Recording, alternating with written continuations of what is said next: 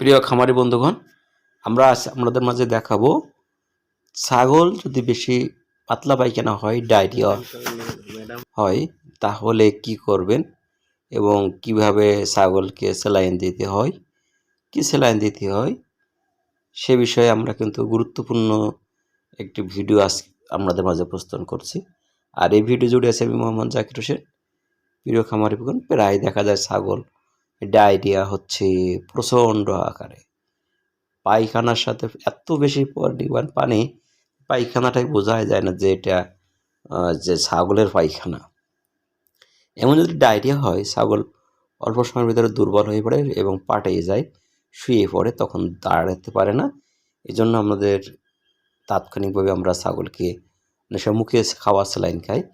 খাওয়া স্যালাইনে যদি কাজ না হয়, সেই ক্ষেত্রে আমরা একটি স্যালাইন ব্যবহার করতে পারি আইভিতে। সিএস, সিতে হলো কলেরা, এসতে হলো স্যালাইন, কলেরা স্যালাইন। এই স্যালাইনটা ব্যবহার করব। আমরা শিরায় দেবো। শিরায় দেওয়ার নিয়মটি হলো ছাগলের মাথার দিকে বরাবর করে সুচটি ফোটাতে হবে এবং আস্তে আস্তে ফোটা আকারে এই স্যালাইনটি দিতে হবে। আমরা যেমনটি দিচ্ছি আপনারা দেখতে পাচ্ছেন, এভাবে স্যালাইন দেবেন এবং এই স্যালাইনের সাথে আপনি অবশ্যই অ্যাভেনউইড প্লাস ইঞ্জেকশন ব্যবহার করতে পারেন। এই স্যালাইনের সাথে পাশাপাশি আপনি কিছু জিঙ্ক ট্যাবলেট এবং পায়খানার জন্য কিছু ঔষধ আপনি খাওয়াতে পারেন, তাহলে দ্রুত পায়খানাটি নিয়ন্ত্রণে হবে এবং ছাগলটি সুস্থ হয়ে যাবে। সবাই ভালো থাকেন, সুন্দর থাকেন, প্রত্যাশা।